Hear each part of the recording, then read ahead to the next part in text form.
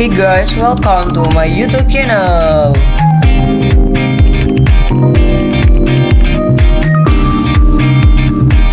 Jangan lupa di subscribe dan nyalakan loncengnya agar tidak ketinggalan video terbaru dari aku. Bismillahirrahmanirrahim. Assalamualaikum warahmatullahi wabarakatuh.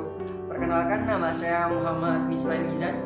Saya dari kelas 1B Program Studi Tadris IPS Fakultas Tarbiyah dan Keguruan Universitas Islam Negeri Mataram. Baik, di sini saya akan menjelaskan apa sih itu demokrasi. Namun sebelumnya itu saya akan memaparkan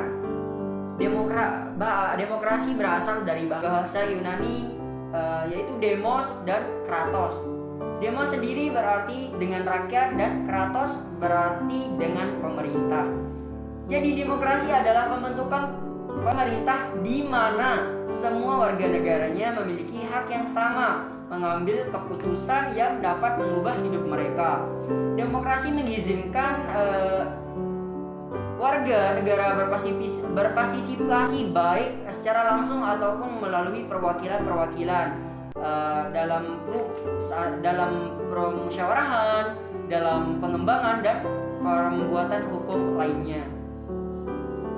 Dalam demokrasi itu tersendiri terdapat istilah-istilah, di antaranya itu dari rakyat, oleh rakyat, dan untuk rakyat. Itu adalah istilah. Nah, maksudnya pada sebuah pemerintah yang tertinggi dimiliki oleh rakyat, karena rakyatlah sebuah negara terbentuk dan rakyatlah yang memilih para pemimpin negara. Oleh karena itu pemimpin negara harus tunduk kepada rakyat untuk menjalankan roda pemerintahan yang ada sebelum negara itu. Seperti contohnya presiden gitu. Presiden dipilih oleh rakyat gitu. Jadi presiden yang terpilih itu harus amanah dengan rakyatnya, harus menjalankan kewajiban menjadi presiden itu sendiri. Penjelasan tentang apa sih itu demokrasi. Nah, selanjutnya saya akan memberikan contoh demokrasi itu sendiri. Baik, saya akan mulai dari hal yang kecil, yaitu demokrasi di lingkungan keluarga. Demokrasi di lingkungan keluarga itu misalnya di suatu keluarga terdiri dari ibu, bapak, dan anak-anaknya. Baik, di sana dia akan berdemokrasi, yaitu dengan cara memusyawarahkan. Seandainya dia akan menetapkan sebuah aturan di rumah itu.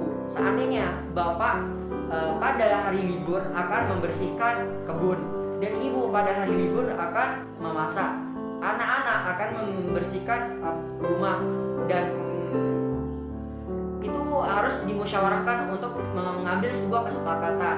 Nah, itu adalah contoh demokrasi hal yang paling kecil dalam lingkungan keluarga.